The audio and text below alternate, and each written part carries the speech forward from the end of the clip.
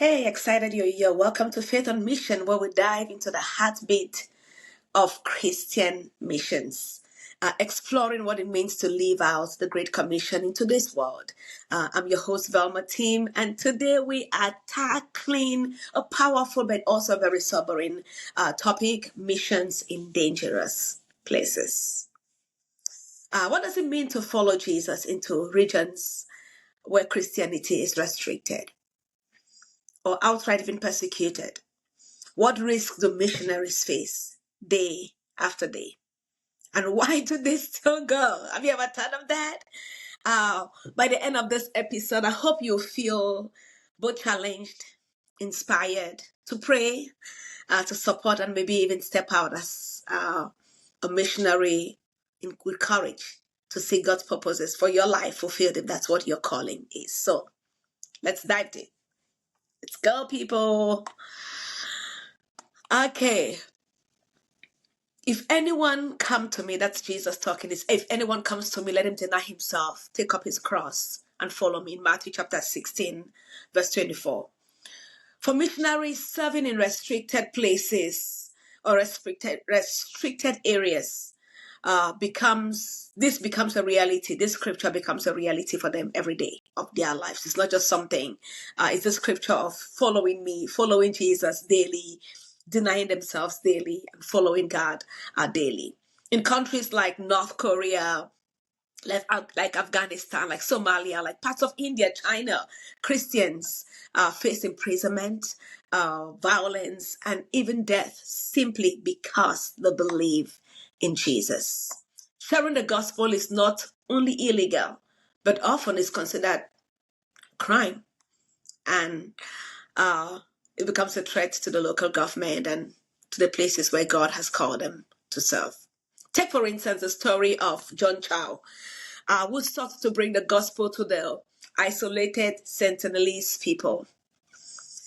Though his mission was met with tragedy, it reflects the heart of so many missionaries, willing to risk their lives so that others might hear this good news of the gospel. But why do they do it? Have you thought of that? Why do they do it? Why do they go to places where there is danger? Why do they have to endure all of that, and knowing at times they are going and they knowing what the danger that lies ahead? Some of them go knowing that they might not return. Why do they do it? I would say the first reason is because the call compels them. Apostle Paul, in his words in Romans chapter 14, verse 15, chapter 10 rather, verse 14 and 15 says, how then can they call the one in whom they have not believed? How can they believe in the one in whom they have not heard? And how can they hear except there is someone preaching to them? This is the driving force behind missions in dangerous places. A passion to ensure that no one is left unreached, that no one is left without hearing the gospel. 3 billion people in the world today have little or no access still to the gospel. Missionaries like Mary Slessor, you've probably heard of that name if you're a student on missions, who brave diseases and danger in Nigeria, modern day workers serving in hostile regions, are driven by their love for Jesus. They count the cost and they still go anyway. Oh, Lord. One missionary in the Middle East shared with me, yes, it's risky, but the risk is worth it because Christ is worth it. Even if one soul is saved, it's worth the cost. That's what some of our brothers have to endure. The risks, let's look at some of the risks that missionaries face day after day. The first risk is physical risk that missionaries have to endure. Many live under constant threat of violence, abduction, martyrdom. In 2023 alone, hundreds of Christians were killed in Nigeria for their faith. That's neighboring to my country. It's a place where I've served as a missionary, but mostly in the South. Hundreds of missionaries were killed because of their faith. And that's just one nation. There are hundreds more in many other nations. They have legal risk that they face.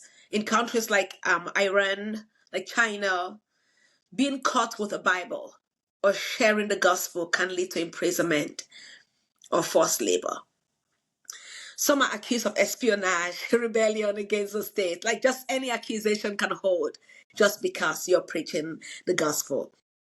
Others face isolation and burnout. Missionaries often live far from family, from community, from a familiar culture. This isolation can lead to mental and emotional struggles, especially when coupled with the weight of their mission. Imagine someone leaves and they go to a persecuted nation where they don't have the freedom to preach the way the gospel, and so they have to labor. They are hiding. They're in constant imagine the intensity of living in constant threat every day and still fulfilling the mission that God has called you to do. But then doing that alone, or doing that just with you and your wife and maybe kids, it's a lot of isolation. It's a lot of isolation, and many missionaries go through that.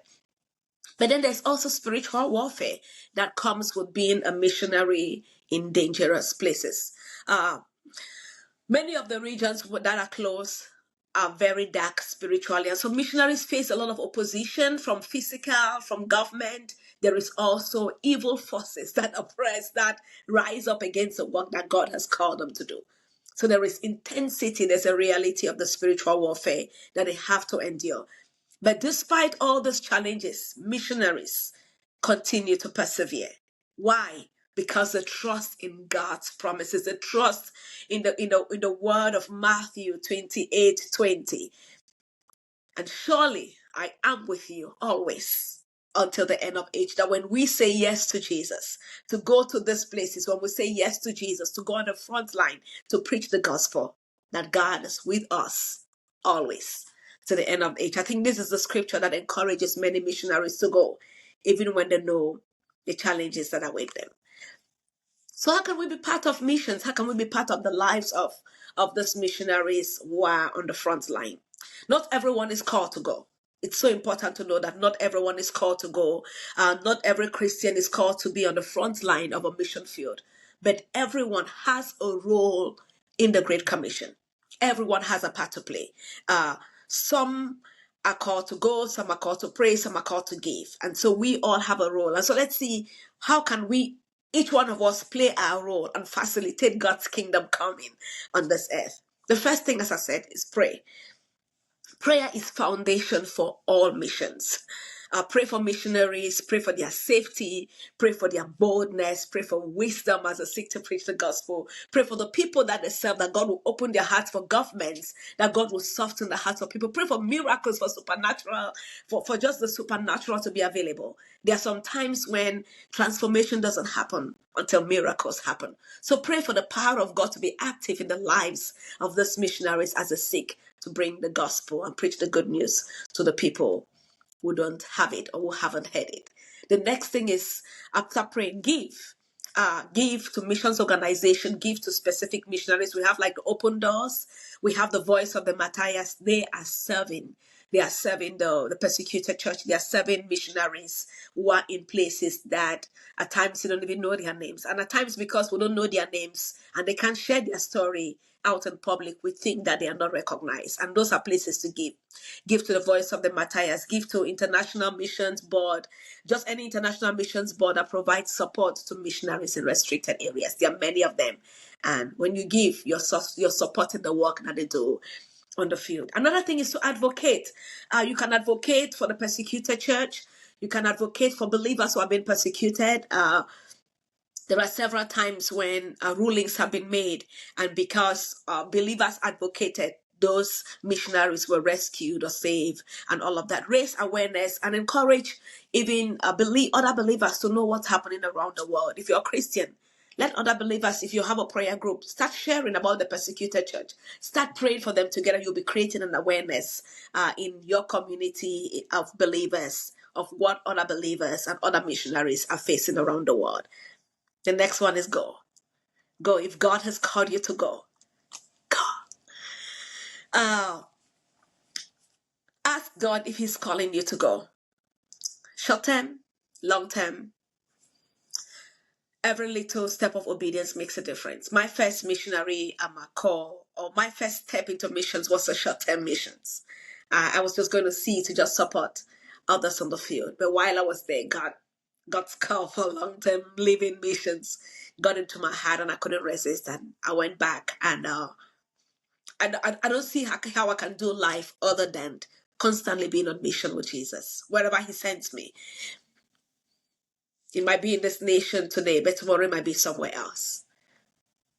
Go if God is calling you to go. The Bible says the harvest is plentiful, but the laborers are few.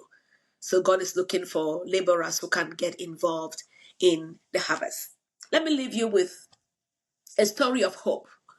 In a country where converting Christians is punishable by death, a small underground church grew from 5 members to 50 members in 1 year. Why? Because a missionary risked everything to disciple one local believer, who then discipled others, and then it became a multiplying effect. So it's a ripple effect. One life changed can bring transformation in an entire community, in an entire village, in an entire family, and who knows, in an entire world. So at least remember that when missionaries say yes to go into these risky places, they are not wasting their time, because just one convert is enough for God to bring a revolution in an entire community. As we reflect on these stories, let's ask ourselves, are we willing to count the cost? You might not be going on the mission field, but are you willing to count the cost even as you live your life of faith daily? Are you willing to stand with those who go? Are you willing to pray? Are you willing to give? And would you advocate? Thank you for joining me on this episode on faith on mission.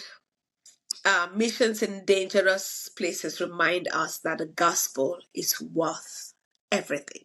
It is worth our time. It's worth our prayers. It's worth our resources. It is worth our very lives. Until next time, stay steadfast in your faith. Stay steadfast loving God, knowing that there is nothing when He says that we should do that we will not be willing to. So have this response like Isaiah said, as a posture of your heart. God, here am I, send me. Whatever it is He would want you to do or say. So please like this video, subscribe, share it with someone else, and let's inspire the body and challenge the body to actively be on missions for Jesus. God bless you. Bye.